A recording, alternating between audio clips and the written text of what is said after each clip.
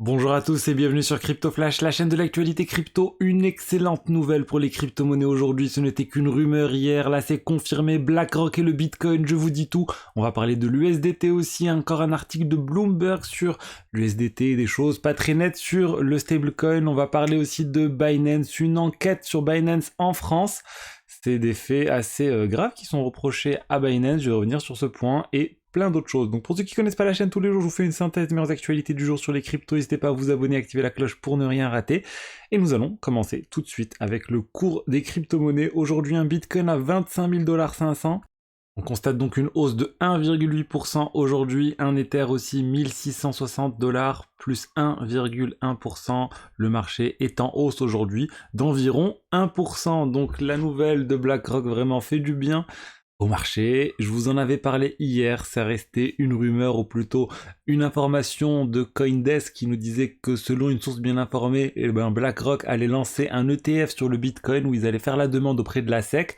Là ça a été confirmé, surtout vraiment la bonne nouvelle c'est que c'est bien un spot Bitcoin ETF, donc un ETF basé vraiment sur du Bitcoin, pas sur des contrats futurs sur du Bitcoin. C'est-à-dire concrètement, plus il y aura de personnes qui vont acheter l'ETF Bitcoin de BlackRock, il y aura autant de Bitcoin qui sera derrière, qui va backer cet ETF. C'est une très très bonne nouvelle. BlackRock, c'est vraiment un géant de l'investissement. Ils ont plus de 400 ou 500 ETF déjà qui existent. Et on a cette analyse de Eric Balkounas, qui est un spécialiste des ETF chez Bloomberg, qui nous dit quand même que à chaque fois que BlackRock a fait la demande pour ouvrir un ETF, et à chaque fois ça a été accepté, 575 fois ça a été accepté, une seule fois ça a été refusé. Ils ont eu un seul refus de lancer un ETF en 2014, c'était pour un ETF où ils voulaient pas révéler l'ensemble des choses qui étaient derrière l'ETF pendant plusieurs mois, bref c'était quelque chose d'assez bizarre qu'ils voulaient lancer et ça a été refusé. Donc maintenant, tous les regards sont tournés vers la SEC. Est-ce qu'ils vont refuser encore cet ETF basé sur le Bitcoin Spot comme ils l'ont fait à de nombreuses reprises, ou ou ça va être autorisé? Et BlackRock, en fait, tout le monde se dit que si ils ont lancé cet ETF maintenant, c'est qu'ils ont trouvé le bon format, la bonne structure pour que ça soit accepté par la SEC et que BlackRock ils ne font pas n'importe quoi. Du coup, ils sont très confiants. Donc vraiment hâte que ça arrive, hâte que ça soit accepté. Ça va permettre vraiment au plus grand nombre d'investir sur le Bitcoin le plus simplement possible. Les investisseurs américains, les investisseurs un peu partout dans le monde, ils ont l'habitude d'investir avec des ETF, c'est très classique dans la gestion du patrimoine et du coup un ETF Bitcoin ça faciliterait vraiment les choses et l'adoption de l'investissement du grand public sur le Bitcoin. Bien sûr, moi je préfère toujours acheter, je préfère conserver moi-même les clés du Bitcoin, mais pour certains actifs, pour certains modes d'épargne, ça reste quand même plus simple d'avoir du Bitcoin, je vais dire n'importe quoi, sur son assurance vie, sur son PE ou les équivalents américains. Pour eux, ça reste plus pratique pour eux. On va parler maintenant d'autre chose. Je vais vous parler d'un article de Bloomberg qui vient d'être publié sur Tether, sur le plus grand stablecoin du monde, l'USDT. Bloomberg a eu du coup les documents, je vous en avais parlé hier, qui ont été donnés en fait par l'État de New York, je crois, le SDNY, le New York Attorney General. En gros, c'est des documents qui font suite à l'affaire qu'a eu Tether en 2021. Ils avaient signé un accord à l'amiable sur un certain nombre de choses qu'ils n'avaient pas respectées. Et du coup, Tether s'est engagé à fournir certains documents pour prouver comment ils fonctionnaient. Et ces documents, maintenant, sont sortis dans la presse. Et ça révèle pas énormément de choses. Honnêtement, ce que ça révèle, c'est que Tether en 2022, il y avait eu une panique autour du fait que les réserves de Tether étaient backées par Evergrande, cette société immobilière chinoise, ou que Tether possédait des actifs similaires en Chine, des commercial papers en Chine. Et en fait, le 27 juillet 2022, Tether avait fait une communication en disant Tether ne possède pas de Chinese Commercial Paper. Voilà, ils disent on n'en a pas du tout à l'heure, au jour du 27 juillet. Et en fait, ce que révèlent ces documents de Bloomberg, c'est que Tether avait bien des Chinese Securities, avait bien des Chinese Commercial Paper. Donc ça, il l'avait, et c'est effectivement assez risqué que le plus grand stablecoin du marché soit backé par ce type d'actifs qui, on l'a vu, a connu quand même pas mal de problèmes dernièrement. Donc ça montre un peu la gestion des risques de Tether, qui a pris quand même un certain niveau de risque pour obtenir des rendements assez intéressants sur leurs réserves.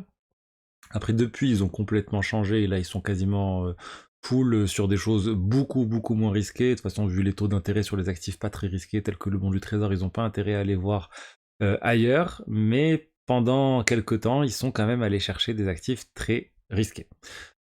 Ça veut pas dire que Tether n'a pas les réserves. Depuis, ils publient un certain nombre de documents qui prouvent qu'ils ont, enfin des attestations qu'ils ont, comment ils gèrent leur argent, et c'est quand même assez rassurant, même s'ils ont quand même du Bitcoin, et du coup ça peut varier, mais ça représente une petite quantité par rapport à tout ce qu'ils ont. Du coup, le CTO de Tether, c'est si bizarre, c'est toujours le CTO de Tether qui parle, c'est pas le CEO, c'est pas leur responsable, je sais pas, communication ou autre chose, on a toujours le CTO qui fait des déclarations. Paolo, il a dit voilà, ça révélait pas grand chose, ces documents, et bon. Moi je pense quand même que l'aspect commercial paper c'est intéressant, le fait que Tether avait bien des Chinese commercial paper, c'est tout de même une news. On va parler maintenant de Binance, donc la plus grande plateforme crypto au monde. Et bien Binance, elle est visée par une enquête en France. Elles sont soupçonnées de deux choses: d'avoir adressé des publicités à des clients français en dehors du cadre légal, du coup, jusqu'à ce qu'ils aient leur enregistrement PSAN, et aussi, plus inquiétant, d'avoir manqué à leur obligation de lutte contre le blanchiment d'argent. Donc voilà, deux faits qui sont reprochés à Binance. Le premier sur le fait qu'ils auraient fait de la publicité en France, alors ils n'avaient pas le droit de faire de la publicité en France avant d'avoir eu leur agrément PSAN. Binance, on savait qu'il y avait cette plainte qui était lancée en France. Mediapart avait fait un article sur le sujet. A priori, il y avait des groupes qui circulaient avant l'enregistrement PSAN de Binance, mais Binance dit que c'était pas des groupes officiels. Binance avait été lancé par des Binance Angels. Les Binance Angels, c'est des personnes qui font ça qui font ça sans être payés. Donc ça serait juste des personnes volontaires, on va dire. Et sur l'aspect KYC, c'est plus la politique globale de Binance. On le sait, jusqu'en 2021, le KYC, la procédure de vérification d'identité, n'était pas obligatoire.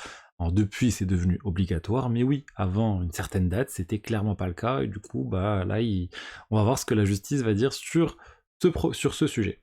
Donc, est-ce que c'est grave? C'est difficile de savoir. Là, la justice, ou je sais plus qui, est venue intervenir dans les locaux de Binance. Ils ont fait une visite la semaine dernière, ou il y a 2 semaines, pour constater des choses, prendre des documents, j'imagine.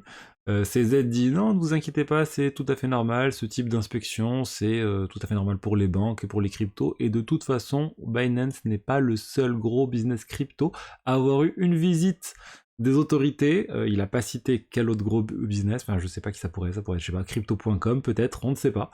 Mais il dit nous on reste Binance, Binance France, ça reste une priorité de Binance en Europe. D'ailleurs ils ont toujours je pense un siège en Italie, en France, en Espagne, et d'ailleurs pour rester sur Binance, c'est la régulation, ils viennent de quitter les Pays-Bas. Ils n'ont pas pu obtenir l'enregistrement, ou je sais pas, l'agrément aux Pays-Bas. Ils ont aussi quitté Chypre il y a quelques temps. Donc ils disent qu'avec l'adoption de Mika, là, ils veulent se concentrer sur les plus gros marchés, et ils ne veulent plus rester sur les petits marchés. Je pense qu'effectivement, ça devait leur prendre trop de ressources de rester sur ces petits marchés, et voilà. Et de toute façon, avec le Mika, ça va vraiment simplifier les choses pour les exchanges comme Binance. Ils auront besoin de s'enregistrer à un seul endroit pour opérer partout en Europe. Et pour finir la news, enfin j'ai deux news encore. Je voulais vous parler de Frax. Frax, le projet de finance décentralisée, le projet de stablecoin initialement. Depuis, ils font d'autres choses, ils font du staking aussi. Vraiment, ils ont énormément de produits Frax sur le réseau Ethereum principalement. Et là, ils viennent d'annoncer la Frax Chain. C'est quoi la Frax Chain? Ça va être une nouvelle blockchain. Ça sera une solution de niveau 2 sur le réseau Ethereum. Donc voilà, c'est vraiment à la mode en ce moment. Tout le monde lance ses solutions de niveau 2, comme avant tout le monde lançait ses blockchains de niveau 1. Ils vont lancer ça avec le token avec lequel on va payer des gaz, c'est le Fraxet, les frais de gaz sur le réseau. Voilà, et ils vont développer leur écosystème. Ça va donner plus de valeur, plus d'utilité à un certain nombre de leurs tokens. Maintenant, il faut voir est-ce que d'autres projets vont venir se lancer sur la Frax Chain. Et ça devrait arriver surtout d'ici la fin de l'année, donc c'est dans pas si longtemps que ça qu'on pourrait avoir cette Frax Chain. Et dernière news du jour, un NFT vient d'être vendu pour 6,2 millions de dollars. Ce NFT que vous voyez ici, de Dimitri Cherniak de Goose.